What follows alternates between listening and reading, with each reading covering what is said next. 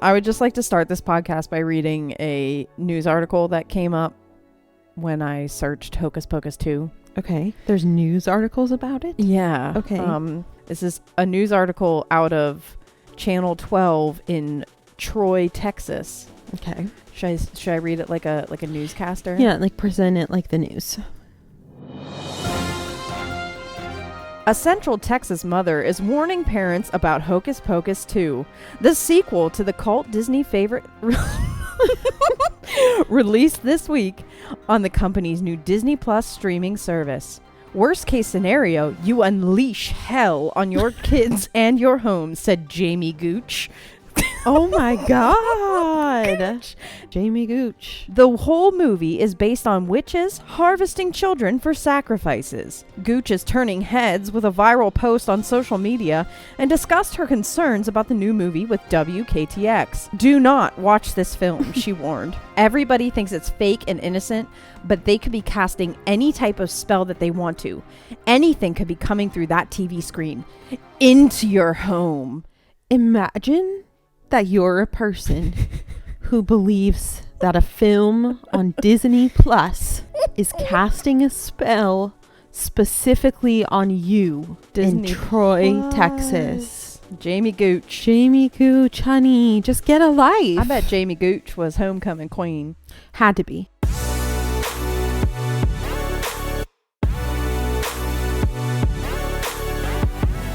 Hello, everybody, and welcome back to the Ride Home podcast. My name is Abby. Hey guys, it's Caitlin. So this week we are recording from the comfort of our couch Yes. because we watched Hocus Pocus 2, which was not released in theaters. It was a Disney Plus release. Mm-hmm.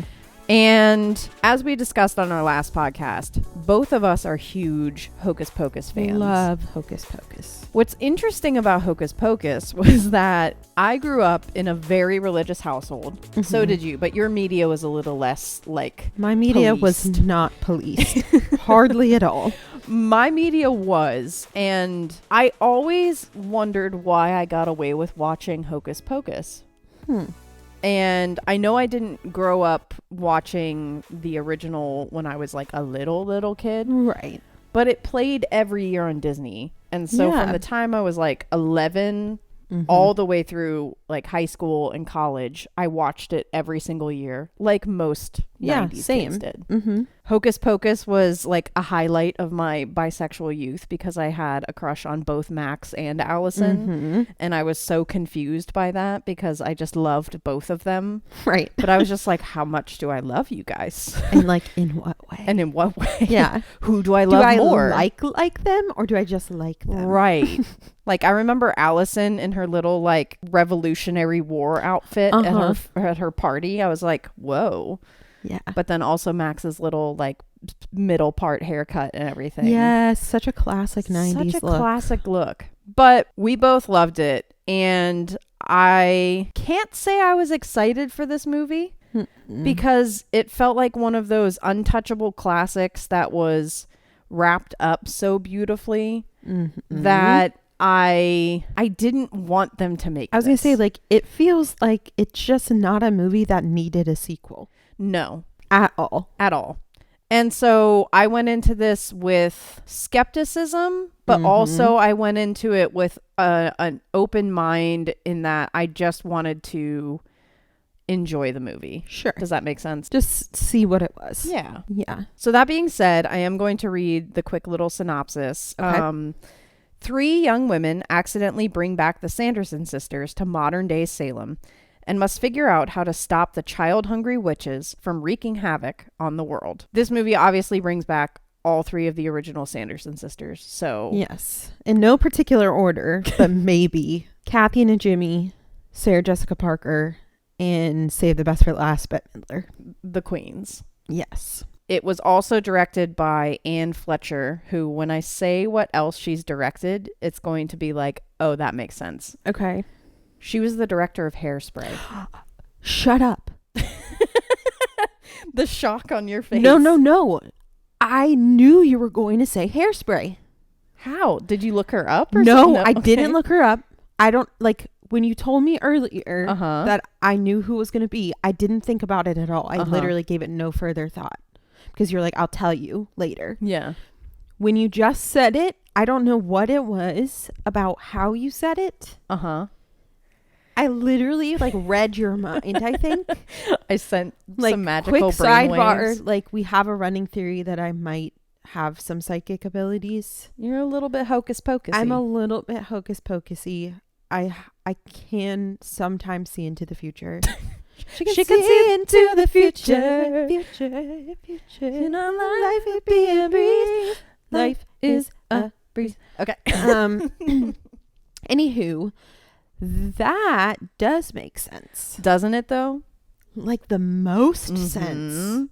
So, without giving any of my opinions, I don't know what you think about the movie. Right. And so we're just going to start it off the way that we always start off, which is Caitlin, what are your initial thoughts? I want to say one initial thought about the director, because now I'm thinking about something that just... Sure. So my first thought is, it is interesting because Kenny Ortega directed the original Hocus Pocus, which is like High School Musical. Right. Fella. So it is interesting that they picked another musical director. That's interesting. Okay, besides that, my other initial thoughts are that I didn't hate it as much as I thought I was going to. I didn't I didn't think I was going to hate it. But I just, like you said, I also was not that particularly excited about it. I honestly kind of felt indifferent about it. I know there's a lot of people out there who also love the original, who were like extremely excited that there was a sequel and like had parties with like themed snacks and like... I wish we had themed snacks. Why didn't I make themed snacks? I always make themed snacks for literally everything we do. Kind of dropped the ball on that one. Shit. Well, because it's the middle of the week. I don't have a lot of energy for that. True. Anyways, I don't know. I was kind of in the middle. Like, I wasn't like, I'm pissed they're making a sequel, but I was also kind of just like, why are they making a sequel? Yeah. I kind of enjoyed it, honestly. Yeah. Like, I didn't hate it. There were parts of it that I really didn't like. There were parts of it that I loved. Yeah. I thought it was a fun watch, honestly. I still like the original better. Yeah, which is really interesting. The new Hocus Pocus has double the Rotten Tomatoes score as the original. I have a bone to pick. Bones to pick with every single reviewer that ever... Who's reviewing these movies? We need them to speak with us. I think that I completely agree with you that I did not hate it and I enjoyed it. And there were a couple of times that you and I were cackling on the couch. Like there are some really funny moments. Yeah. Honestly, it might be more funny than the original. I think it is funnier than the original. They went full comedy on this one, whereas the other, like the original was more like fantasy adventure with like sprinkles of comedy throughout. This one is just a comedy. Yeah, it is. 100%. Yeah. I also think that you said something before I even said the synopsis where you said this is something that didn't have to be made. Even though it was an enjoyable watch, this absolutely did not have to be made. There was nothing that this movie added that made me love Hocus Pocus more, love this world more. It didn't add anything. It didn't build anything off the original that I needed to see. There's one thing that I will disagree with you about that. Okay. Nothing about this movie as a whole had to happen, in my opinion. Correct. But one of the things that I did like about the movie that I personally felt like helped me like Hocus Pocus the original more was seeing the origin story of the Sanderson sisters. Interesting, because I hated that. Really? My actual biggest problem with the movie was that when we first meet the Sanderson sisters, they are in their youth. So they are like teenagers. Right. They're like 13 years old and they're in Salem and they're a little bit strange and odd, which obviously back then being odd meant you were probably practicing witchcraft and from the devil. And there were some really funny scenes, like the Reverend is played by Tony Hale, which we are Veep fans. And so his parts were amazing. Yeah. I loved him as the Reverend, and he also has a part in modern day time as the mayor of Salem. And he is incredible throughout the movie. I love Tony Hale always. We are Veep fans. I am an Arrested Development fan. He's just wonderful. He was the highlight of the movie besides the Sanderson sisters. Right. Yeah, I agree. Like completely amazing.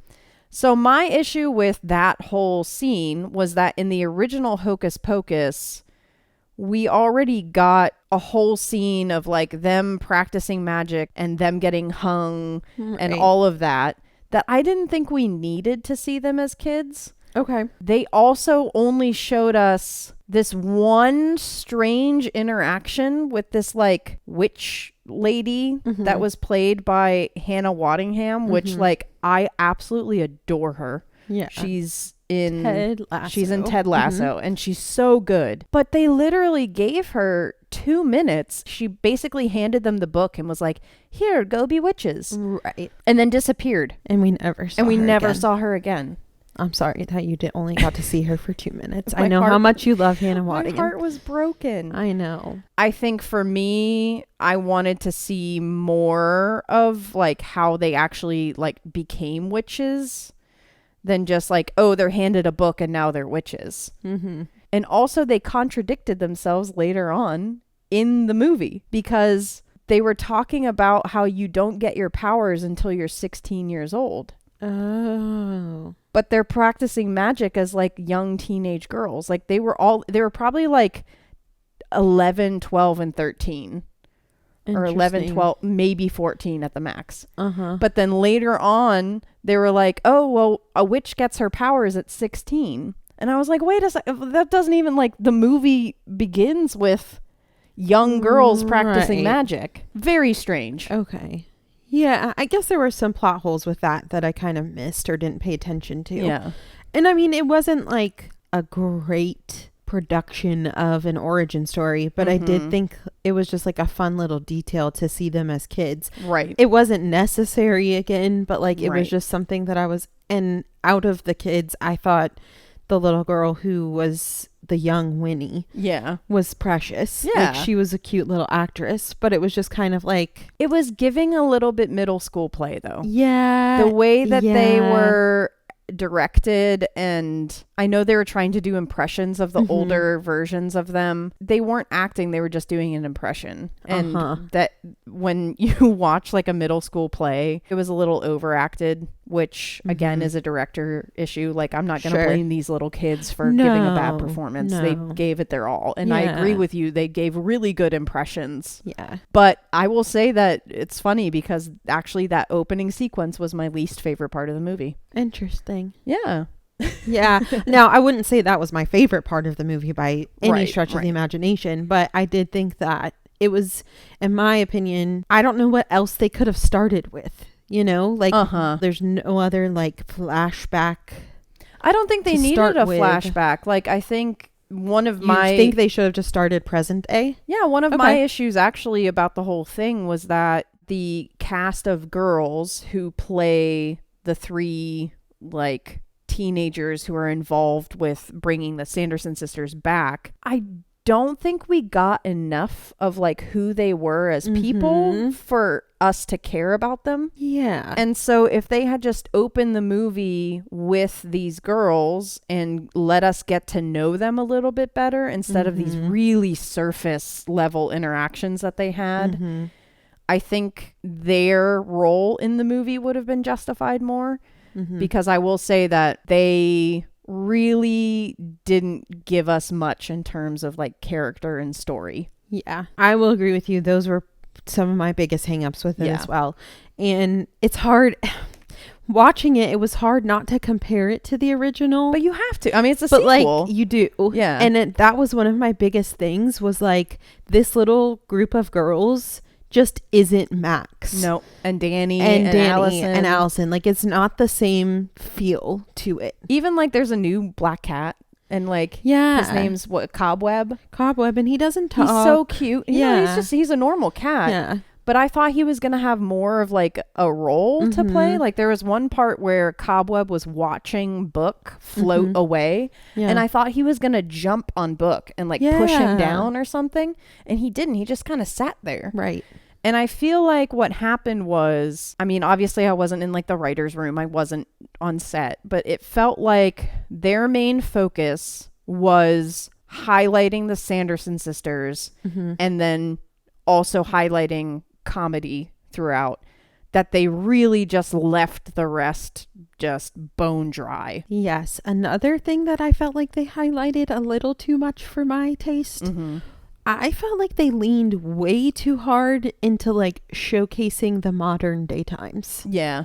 Like it felt like very like we're going to shove 2022 in your face. Like riding the Roombas Yeah. and the Alexa moments. Yeah. Like Yeah. it was like, it felt a little bit vacant. I completely agree. We get this really well done moment when they're like diving into modern day times. Mm-hmm.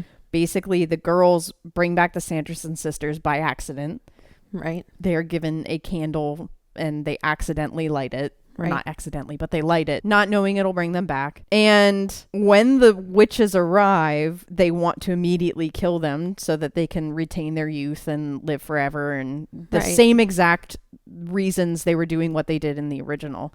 Right. And the girls convince them to go to Walgreens because they convince the Sanderson sisters that the skincare products are potions with Right. like the remains of dead children. Right. And they go to Walgreens and they're like sucking down lotions. And serums. Absolutely hysterical. Yeah. That was such a well done moment. Yes, it was. And then like the very next scene is them flying off on a Swiffer wet jet. Yes. I was like, no. It was like, felt like product placement-y. Uh-huh. It felt, and again with like the Alexa thing, like Mhm. it just felt like, Yeah, there was the scene where they walked into a house and Alexa started talking, and so they thought it was like this magical Mhm. voice. And there were scenes like that in the original, but it wasn't as forced, like you were Mhm. saying. You know, it felt more natural. more, yeah. Speaking of the Walgreens scene though, I don't know whose decision to put it in, but when Mary walks into the Walgreens, she farts.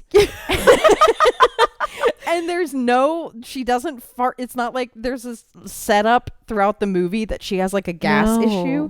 It's just suddenly Mary is farting. Yeah. And I was like, What it made me choice? laugh. Yeah. We actually like rewound it because you're like, I think someone farted. And I was like, what? No. And so like we like backed it up a couple of seconds and Uh-huh. rewatched it. And yes, there's a fart, an audible fart. An audible fart with no context or reason. Any other fart in the entire rest of the movie. And so it kind of, again, it felt like really cheap humor at times, Right. which was balanced so oddly with like the impeccable timing of like other jokes, of Yeah. other deliveries, like what we were saying before with Tony Hale. That's just absolutely perfect. He was perfect throughout. Yeah, he was. And I think the Sanderson sisters, for what they were given, did Mhm. perfectly. They Yeah. completely bounced right back into their original roles, Yeah. which was amazing. Which was like honestly one of the best parts of the whole Yeah. movie, obviously. But again, there's just these random little things that throughout you're just like, why did they do that? I felt like another one of those why did they do that was the song choices. Not only the song choices, but why were there 2 musical sequences? I don't know. And one of the musical sequences was like they were trying to basically like redo the I Put a Spell on You scene, Uh-huh. but just with a different song. Yeah. And like it was the same thing. It was a Halloween party. They were trying to yeah. take over the adults. And I was like, we didn't have to do like a whole nother one of those. And it was One Way or Another, which is just Yeah. a horrible song. No offense to anybody no, who but loves just that a song. weird choice. But my issue was less that scene, because I felt like that scene had a purpose. sure. When they're first brought back, they arrive and immediately start singing and Yeah. dancing. And I was like, what is this? That's the hairspray coming Yeah, out. I know. She said, I need 2 musical numbers. Or That- I'm not directing it. That's the hairspray coming out for sure. The One Way or Another scene was very long. Very long. And then you have another like 1-minute musical number when they first arrive. Again, what you miss out on is getting to know anything about the human characters that you're supposed to be like following along Mhm. with. The main character is Becca, who is Right. turning 16, and I Mhm. guess she's a little bit of a weirdo and is Mhm. into like magic. And they go to this magic shop to get some supplies because they do a birthday ritual every year, which Well, her birthday's on Halloween. Yeah. And so I guess she and her friends have like some little tradition, Right. like spooky tradition that they do. Yeah. Don't say it like you're judging them, because if your birthday was on Halloween, you would be doing weird shit too. And don't even play like you wouldn't, because we all know you would be doing weird shit. I'm not judging them. I'm judging like how they introduced us to them. Which again, Yes. Another thing that I really just did not like about it was that we're trying to show these girls as these two weirdos that weren't even invited to the Halloween party that every single person in their class was invited to. And they're two like very conventionally attractive girls. Very seemingly normal. Very normal, dressed very well. Right. They absolutely did not sell us on them being outcasts. No. Which again, in the original, Max being like the new kid and Getting picked on and his shoes stolen. And he's kind of like scrawny looking. Yeah, and you cared about him. And he gets like rejected by Allison at the beginning. You care about him and you want him to succeed. And these girls, they just kind of seemed like they were, I don't know if you'll agree with me. It was like they thought they were better than everybody else. And so that's why they weren't participating. Like they thought all the popular kids were stupid and weird and their one like best. they were cooler than everyone. Yeah. And that their one best friend they no longer talk to because she's now dating a popular guy. But at one point the girl was like, why aren't you talking to me? Yeah. And they were like, shouldn't you know?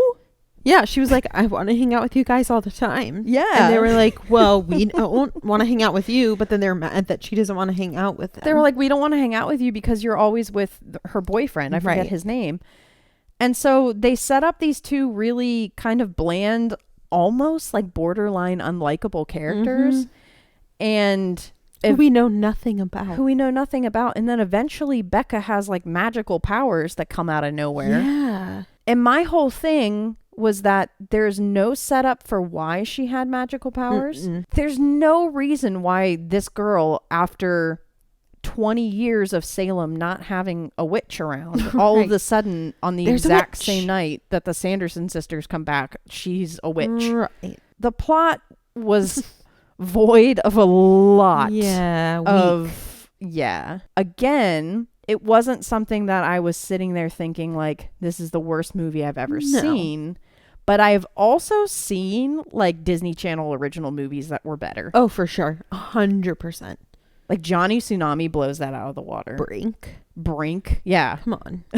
Smart House even? Smart House like, kills please. It. What's the basketball one? Double teamed? Double teamed? Yeah. It felt like a Disney Channel original movie and it felt like a really weak one. Like not one of the good ones. No. So even though it was not in one of the high caliber categories of Disney original movies, there was something about this movie that was in the high caliber category, and her name is Bette Midler. I think she's always in the high caliber category. She always is. She is 76 years old. Oh my God. She looks amazing. Not only does she look amazing, she sounds amazing. Her speaking and singing voice. I will say that even though we didn't like the musical sequences, she still killed it. Yeah. It was like, wow, this song sucks, but like it's fucking Bette Midler. Yeah. It was so crazy because when I looked up and saw that she was 76 years old, in a way, it's almost as if she hasn't aged at all. She looks almost the same. Just like as far as this character goes, it was like watching Winifred Sanderson all over again for the first time. Which is funny because Sarah Jessica Parker and Kathy Najimy looked a lot older. Yeah, significantly older. Which like they still did great. Yeah, they did, but it was just they were all in character and they were all like I felt like gave great performances, but Bette Midler just has that star quality. Yeah. Like you can just tell she's a fucking triple threat. Like I'm sorry. Like she just has triple threat energy. And it shows, and that's of course kind of I think why she's the main Sanderson sister. Right. I do think though that they a little bit underutilized the other two. I felt in particular Sarah Jessica Parker was a little and it wasn't her fault. She played the character well, but I think they didn't give her enough to do work with. and to work with. And I know that at the end of the movie there is this whole scene where to become the most powerful witch in the universe, you know, Winifred basically offers up whatever she cares about most in this world. And it happens to be her sisters. And so there's this scene where Sarah Jessica Parker and Kathy and Jimmy disappear. And I remember thinking, like, in that moment, how much more impactful that scene would have been in the first one. Because in the first one, you felt more of like a bond between the three of them. And also they played off of each other a little bit more. And in this one, it was like their sisterhood was almost more of a bit than a reality. And like those were little funny moments. But I felt like their relationship was more genuine in the first one. I agree. It 100% was a script issue. I think a little bit of directing issue as well. I don't know how else to say it. This movie is just lacking heart. Yeah. It was just lacking a heart, and it was lacking a soul, and it was lacking meaning, you know? And I'm still so pissed about how does this have like a 63%, I think, on Rotten Tomatoes. And Hocus Pocus. And the original has a 39. I don't get it. That's criminal. It is criminal. I will fight that to my grave. Just the character of Danny alone, like... Even though she wasn't the lead, like Max, we were talking about Max and Allison so much, but like the character of Danny alone, she's a side character in the first one, and she is better than any of the humans in this movie. Correct. And she's like 7 years old. Yeah.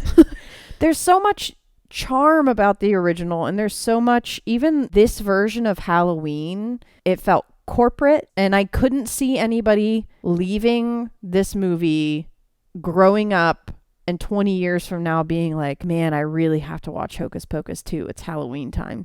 You know what I mean? There's no building blocks for nostalgia in this movie. So I'm having a little bit of an existential crisis. I noticed you were kind of like having a moment while I was talking. You talking about that, something just clicked in my brain. Could it be that the original is better and the original is more genuine and more heartfelt because of the time that it came out? Probably. And because of the culture that existed in the 90s, was more genuine, was more real, was more connected. Yeah. I'm having like an ET moment. I know you are having a like crisis. I could potentially start crying. I'm just like, I'm counseling right now. I feel like I'm counseling myself. This is the student counselor is coming out right now. The feelings that were missing in Hocus Pocus 2 are the feelings that are missing in the year 2022. Yeah. I've noticed on TikTok and on Instagram, I've seen the occasional thing where it's just like holidays don't feel like they used to.